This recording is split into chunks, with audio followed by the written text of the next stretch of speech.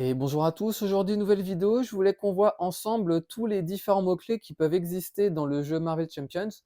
Donc ce qu'il faut savoir, c'est que ces mots-clés, ils vont conférer des capacités aux personnages qui les ont en fait dans leur boîte de texte. Donc je vais faire différentes situations, il n'y a pas forcément un ordre précis, je vais essayer de faire ça de manière le plus fluide possible. Donc dans un premier temps, je voulais voir avec vous ténacité. Donc ténacité, il se peut que certains sbires, certains méchants ou certains personnages aient le mot-clé ténacité.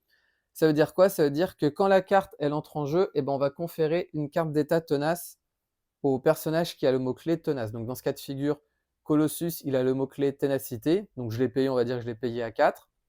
Il a le mot-clé ténacité, du coup il va rentrer en jeu avec une carte d'état tenace. Maintenant ici, on va parler de la riposte. La riposte, qu'est-ce que c'est? C'est un mot-clé qui dit que après qu'un personnage ayant riposte ait été attaqué, infliger X dégâts au personnage attaquant. Donc imaginons si j'attaque avec Wolverine la sentinelle, elle va subir 2 dégâts, mais vu que la sentinelle elle a riposte 1, et ben en échange, Wolverine lui va subir 1 dégât. Si la sentinelle elle avait eu riposte 2, et ben j'aurais subi 2 dégâts de riposte. Donc ce mot-clé riposte, ce mot-clé riposte en fait, il peut ne pas s'appliquer selon différents cas de figure. Donc imaginez que j'ai joué arme de poing sur Colossus, ça dit quoi? Ça dit que l'allié attaché gagne +1 d'attaque et ses attaques gagnent à distance. Donc en gros, ça veut dire quoi? Ça veut dire que si là Colossus, il va attaquer la sentinelle, il a à distance, donc qu'est-ce qui va se passer? Il va attaquer à 3 plus 1, 4, donc la sentinelle subit 4 dégâts. Vu que la sentinelle a riposte, le personnage qui est attaqué devrait la subir. Cependant, le mot-clé à distance ignore le mot-clé riposte. Donc dans ce cas de figure, Colossus attaqué à 4 et il va subir ses... Alors dans ce cas de figure, il va subir ses dégâts consécutifs, mais comme il avait une carte tenace, la carte tenace est défaussée. Donc ça, c'était la première manière de se détourner de déferlement, de riposte 1. Et il y a une autre manière que je vais expliquer un peu plus tard. Maintenant, je voulais m'attaquer à une autre carte. Pardon. Je voulais m'attaquer, elle était ici, à deux mots-clés que l'on peut retrouver chez les sbires, à savoir garde et patrouille. Donc garde et patrouille, qu'est-ce que c'est? Ce sont des mots-clés qui vont avoir différentes capacités. Le mot-clé garde, en fait, va nous empêcher d'attaquer le méchant lorsqu'un sbire a le mot-clé garde. Ça veut dire quoi en gros? Imaginez que ici, la sentinelle, il lui reste 2 points de vie. Et ben là, qu'est-ce qui va se passer? Wolverine, il ne va pas pouvoir attaquer la sentinelle ici parce qu'il y a un sbire avec le mot-clé garde. Donc il va falloir que Wolverine attaque ce sbire à 2. Colossus, imaginons, on va dire qu'il va attaquer à 3. Du coup, la sentinelle ici est vaincue. Et lors du prochain tour, on va pouvoir attaquer la sentinelle. Donc ça, c'était pour le mot-clé garde. Maintenant, pour le mot-clé patrouille.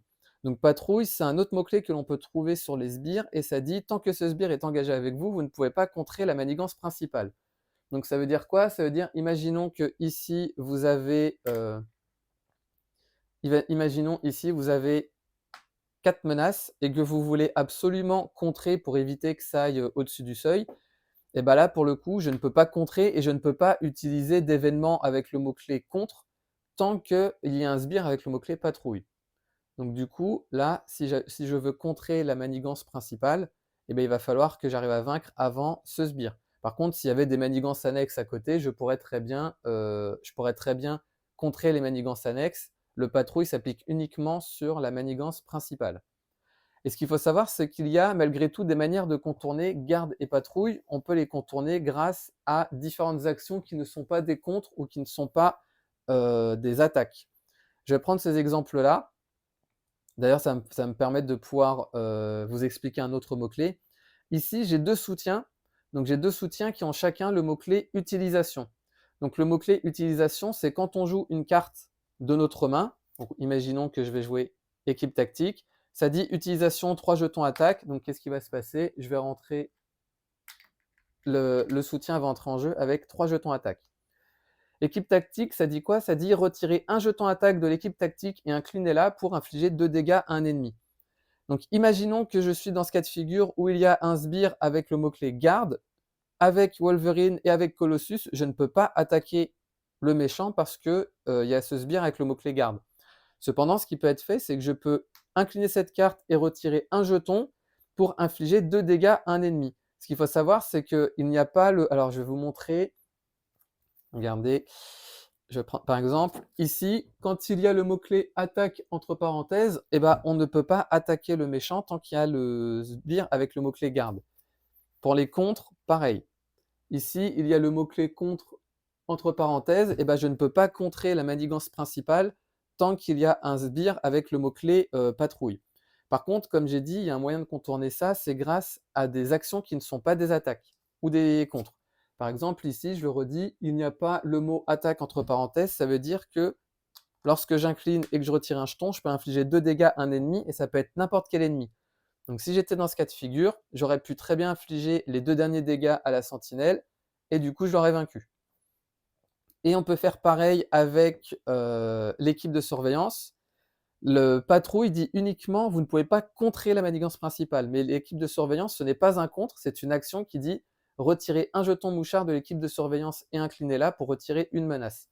Donc j'aurais très bien pu incliner l'équipe de surveillance, retirer un jeton pour retirer une menace. Vu que ce n'est pas un contre, eh ben, ça va passer outre le patrouille, et du coup je vais pouvoir retirer une menace. Et pour revenir aux cartes utilisation, quand il n'y a plus de jetons ici, eh ben, la carte elle va être défaussée. Donc là j'en ai profité pour faire le mot-clé utilisation. Donc comme vous pouvez voir, les mots-clés garde et patrouille peuvent être contournés. Donc ça c'est donc du coup ça c'est bon à savoir. Maintenant je voulais parler du mot-clé déferlement. Le mot-clé déferlement, qu'est-ce que c'est? C'est un mot-clé qui dit que les dégâts en excès des attaques avec déferlement qui sont infligés à un sbire ou un allié sont infligés à l'ennemi ou le héros respectivement. En gros, ça veut dire quoi? Ça veut dire, imaginons que je joue attaque plongeante, ça dit infliger 8 dégâts à un ennemi. Si vous avez incliné les griffes de Wolverine pour cette attaque gagne déferlement. Donc en gros, imaginons que je paye cette carte avec les griffes de Wolverine. Qu'est-ce qui va se passer? Et bah, du coup, je vais pouvoir infliger 4 dégâts à la sentinelle. Et vu que j'ai le mot-clé déferlement, et bah, les 4 dégâts, imaginons qu'on était à 4 points de vie comme ça, bah, les 4 dégâts supplémentaires seront infligés. Alors on va dire qu'il restait 6 points de vie. Donc je vais recommencer. J'incline les griffes de Wolverine, donc pour jouer attaque plongeante, ça dit infliger 8 dégâts à un ennemi. Donc je vais choisir ce sbire-là. Si vous avez incliné les griffes de Wolverine pour jouer cette carte, cette attaque gagne déferlement. Donc j'ai bien le mot-clé déferlement, j'inflige donc 4 attaques à la sentinelle qui est vaincue. Je vais infliger les 4 dégâts supplémentaires, donc en excès, à la sentinelle. Mais ce qu'il faut savoir, c'est que vu que le déferlement, je l'ai appliqué sur le garde, eh ben, on n'effectue pas le mot-clé riposte. Le mot-clé riposte s'applique uniquement quand on attaque directement le personnage qui a ce mot-clé. Vu que là, je fais un déferlement, mais en gros, qu'est-ce qui va se passer? Ça va faire 4 sur cette carte et 4 sur le méchant. Mais vu que j'ai ciblé le sbire qui, lui, n'a pas riposte, eh ben, les dégâts en excès qui iront sur la sentinelle ne seront pas affectés par le mot-clé riposte. Donc ça, c'est également une autre manière de contourner la riposte. Donc, comme on a dit, soit on peut contourner la riposte avec des actions qui ne sont pas des attaques qui infligent des dégâts, soit avec déferlement en traversant un sbire. Donc ensuite, je voulais voir avec vous le mot coup rapide. Donc le mot coup rapide, est-ce que... Voilà. Imaginons que durant mon tour, il y a ce sbire qui entre en jeu. Hop là, il entre en jeu avec coup rapide. Coup rapide, ça dit quoi? Coup rapide, ça dit que après qu'un ennemi a engagé un joueur, ce qui est le cas, donc cette sentinelle, elle vient d'engager, cet ennemi attaque immédiatement le joueur s'il est sous forme de héros. Donc ça veut dire quoi? Ça veut dire que là, je suis sous forme de héros, il y a le mot-clé coup rapide, il va m'attaquer à 2, je subis donc 2 dégâts. Par contre, si j'avais été sous forme d'alter ego et qu'un allié entre en jeu avec le mot-clé coup rapide, vu que je suis sous forme d'alter ego, il ne va pas m'attaquer. Le coup rapide ne s'applique uniquement quand le personnage que l'on contrôle est sous forme de héros. Si on est sous forme d'alter ego, et ben en fait le coup rapide ne s'appliquera pas. Donc ça aussi c'est une manière de détourner le mot-clé coup rapide. Maintenant, je voulais qu'on voit ensemble la carte tenace. Donc, imaginons que cette sentinelle a une carte tenace et que moi, j'ai cette amélioration en jeu. La carte tenace, ça dit quoi? La carte tenace, en fait, c'est la carte persan, pardon, excusez-moi, je voulais voir le mot persan. Le mot-clé persan dit quoi? Le mot-clé persan dit les attaques avec le mot-clé persan défaussent la carte tenace du personnage attaqué avant d'infliger les dégâts. Donc là, en gros, qu'est-ce qui se passe? J'ai +1 d'attaque et mes attaques gagnent persan, mes attaques de base. Donc qu'est-ce qui va se passer? Même si ce personnage a le mot-clé tenace, qu'est-ce qui va se passer? Vu que j'ai le mot-clé persan, je vais l'attaquer. Avant d'attaquer, je retire la tenace et je vais pouvoir lui infliger les 3 dégâts. Donc ça, c'était pour le mot-clé persan. Maintenant, je voulais voir avec vous aussi différents mots-clés qui vont notamment s'appliquer sur la manigance principale. Donc imaginez que vous avez cette carte, donc la recrue d'Hydra, qui est révélée, donc c'est-à-dire qui est prise du dessus du deck rencontre et qui est révélée. Qu'est-ce qui est mis ici? C'est mis incitation 1. Incitation 1, c'est un mot-clé qui nous dit quand cette carte est révélée, placez une menace sur la manigance principale. Donc si la recrue d'Hydra, elle a été révélée donc du dessus du deck rencontre, donc imaginez que ça, on va faire comme ça pour que ce soit plus visuel.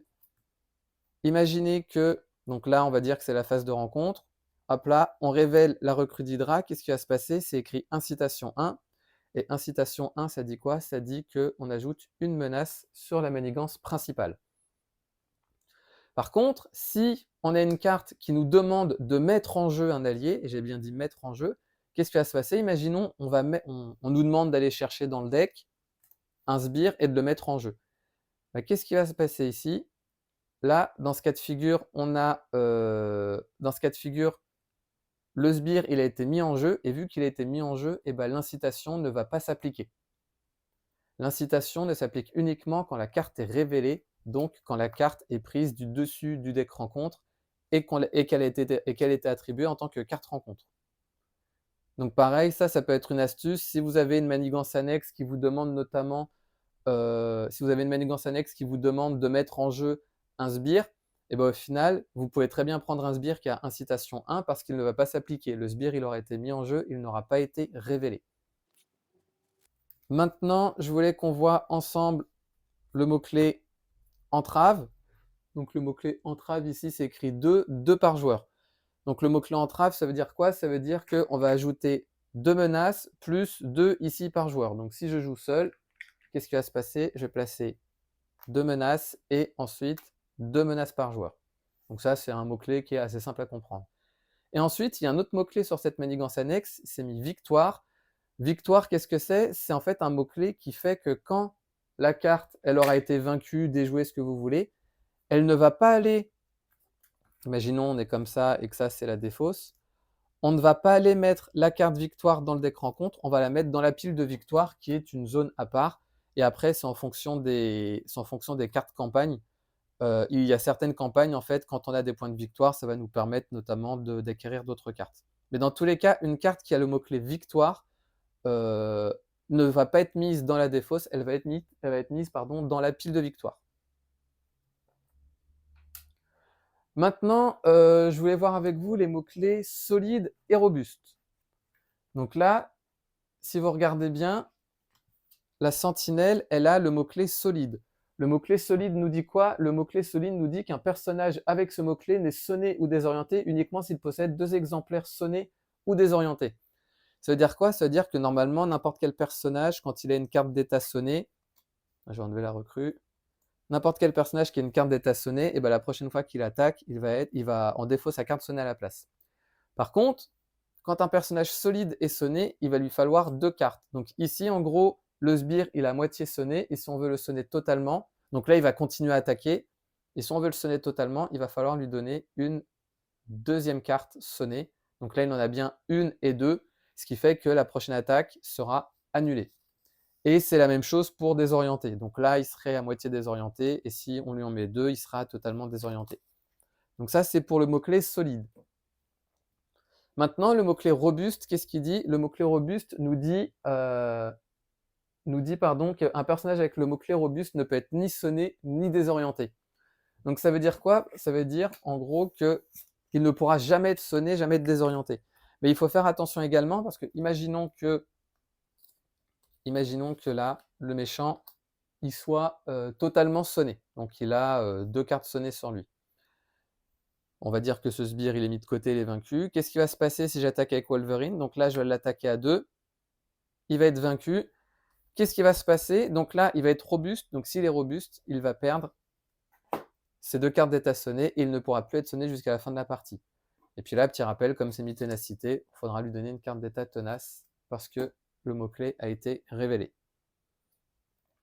Donc voilà pour les mots-clés robustes et solides. Il faut faire attention si vous avez l'occasion, si vous savez que le méchant va être robuste lors du prochain tour, et ben essayez de profiter de votre carte d'état, vos 2 cartes d'état sonnées ou désorientées avant. Ça peut vous aider notamment lors d'une partie. Maintenant, je voulais qu'on voit ensemble le mot-clé en équipe.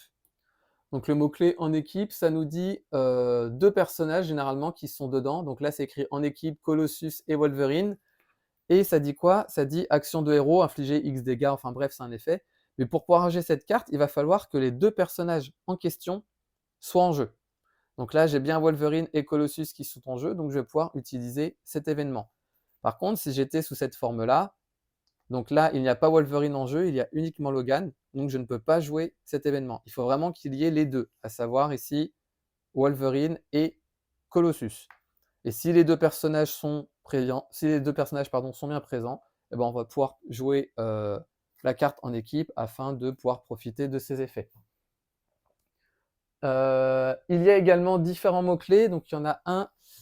Est-ce que je l'ai ici? Non. Ah si, il est là. Je pense que c'est une des cartes, un des mots-clés les plus détestés de la partie. Donc c'est le mot-clé renfort. Le mot-clé renfort, ça dit quoi? Ça nous dit qu'après qu'un joueur révèle une carte avec le mot-clé renfort, ce joueur révèle une carte rencontre supplémentaire. Donc imaginons que lors de la phase de rencontre, je révèle cette carte. C'est écrit quoi? C'est écrit renfort, donc cette carte sera la renfort.